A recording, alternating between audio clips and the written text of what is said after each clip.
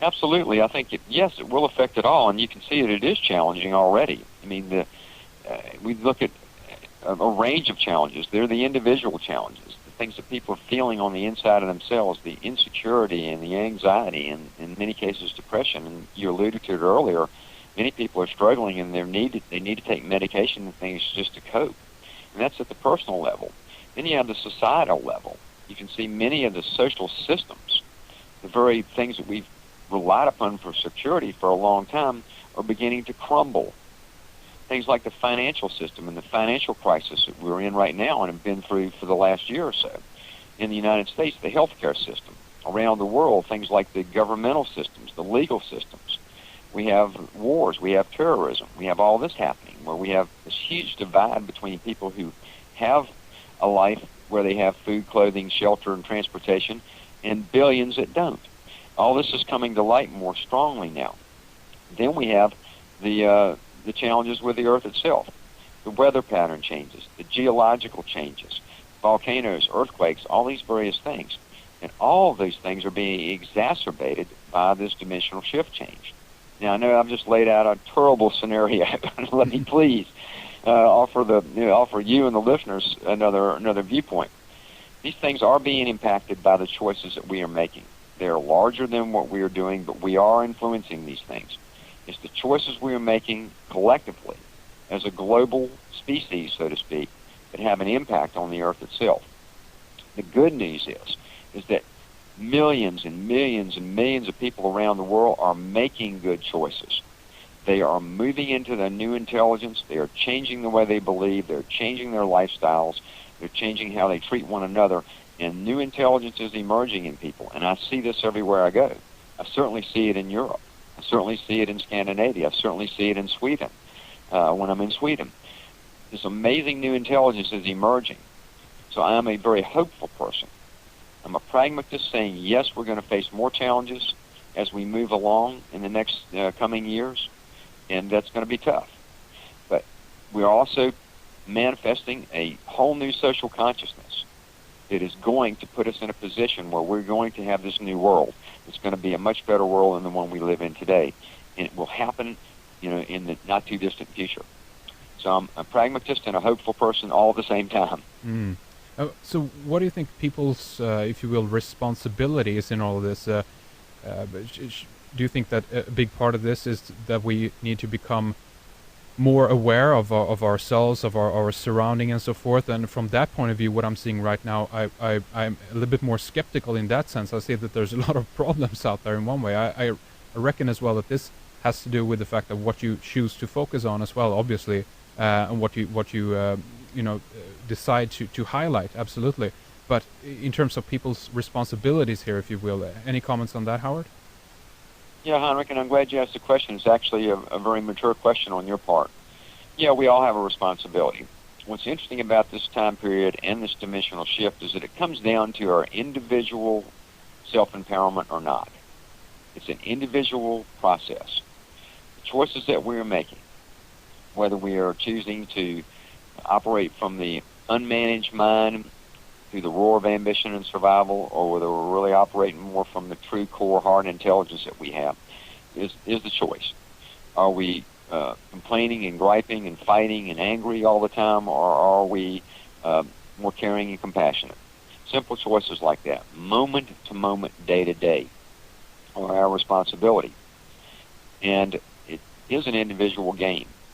It's becoming more and more that. I think, a lot of people talk about this shift. They talk about 2012, and they see it through the viewpoint that there's going to be these big external events that create the change. There may be external events, but the real change is going to occur as each one of us begins to make a shift in ourselves, to operate more from our higher principle and our higher dignity as best we can, allowing for our humanness, allowing for the challenges, but making an effort to do the right thing, moment to moment, day to day, whatever that right thing is. And that is our responsibility. And it's also the greatest service we can do to the world today. The things that we do, the projects we're involved in, the business stuff that I do, all those things are important and they count. But the real, truth, most important contribution we make are those individual choices we make from the inside out. And that is our responsibility. And it's an era of self-responsibility that we live in today. And that's why I liked your question a lot, because it gets right down to the essence of it all.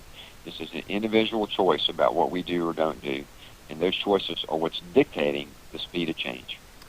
You know, Howard, we're on this program also kind of, if you will, conspiratorial oriented on this show. We Sure. focus on the fact that there is a power elite as well. And from my point of view, when you mention all these things, the question and the thing that arises here is I don't think that they will let go of the easy of their control of their system that they have in place. How do you see this in terms of the change that you're talking about? Do you see that there's a strife going on, or do you see that these people in charge and so forth simply will change from within and follow along with this, or any comments on that? Well, I don't really know. I mean, I found the conspiracy stuff interesting, certainly entertaining to me when I hear about some of these things. You're right. You know, as people that are in power don't usually give up their power very easily, and a lot of that's what's going on right now. It's you know, you see that the fight already taking place, and so what's going to happen in the future, I'm not sure, but I think that ultimately the momentum of it all will be so strong that, you know, things will change anyway. Certain things will just have to change, whether it goes beyond just what people want and don't want. It'll get bigger than all of that, and I think that the systems will change over time. I also think that as the people began to express themselves in new ways, it creates an effect and a change. I mean, you look at it now, the people themselves have a great ability to communicate. You have this radio show. It's internet-based. It goes all over the world. There's no limitation to this, for example. And there's a lot of things like that where we have a voice today. And those voices will get louder and louder, and as they do, it will force change. People in power won't let it go easily. They'll fight. They'll manipulate. They'll do everything they can. But ultimately, the rising tides of the people, I think, will win out. And I think it will produce some massive change. But, you know, again, when you look across the landscape of life today, it's easy to see that it looks like, how are we going to solve these problems? And I admit, I can feel the same feelings. And it looks daunting sometimes, like, how in the world is this ever going to shift? Yeah. You know, I just see so much of that, and it can bring me down sometimes. I just don't see sometimes how it can possibly work out. But then I find this place in my heart where I access something larger than self, and I access my own core power and my own intuition, and I begin to see it differently. I see it more hopefully, more open-ended, and more possibilities begin to emerge from me. But I can feel both just like anybody can, and that's I say that with compassion because I go through the same thing. I do believe that you're right on that note, Howard.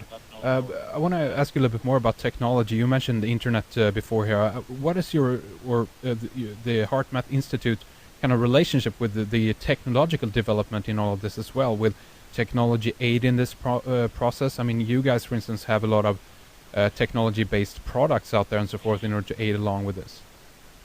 Yeah, we do. Well, we have, like, you know, once we understood the heart-brain communication that I talked about earlier in the show, we wanted to know how could you improve it, and we began to study a field called heart rhythm analysis. Its medical term is heart rate variability. And that gives you a measurement of the quality of communication between the heart and the brain. And then we discovered you could improve that. And so we began to develop technology that can measure changes in the heart-brain communication, and then use those measurements to train us how to improve the communication between heart and brain. And so the state that we were improving is really something I referred to just briefly earlier called coherence, a highly ordered, highly synchronized state. So we developed the M-Wave technology. That's EMWAVE. It comes in computer-based versions as well as handheld versions. Now, the M-Wave measures the subtle changes in our heart rhythms, and it scores those changes to determine how coherent they are. Low coherence is normal, high coherence is optimal. And you can see this happening on the screen. You see the heart rhythm patterns on the screen, you see the coherence levels changing, and you use this technology to learn how to improve your heart-brain coherence. It's powerful technology. We sell the M-Waves, hundreds of thousands of them really all around the world. They're available in many countries, we sell them in over 75 countries. I know if a lot of your listeners are in Scandinavia, HeartMath Scandinavia, HeartMath.se. You can see the M-Waves there on the HeartMath Scandinavia site, and you can learn more about them. It's a little difficult to describe, but it's simple technology, handheld and computer-based. People from all walks of life use it. It's used by Olympic athletes, professional golfers, business people. Lots of health professionals, medical professionals use the M-Wave technology. Hundreds of thousands of people interested in their personal and spiritual growth use it. It's become quite popular. It's in a sense a form of biofeedback, but it's different than brain biofeedback. It's really heart biofeedback.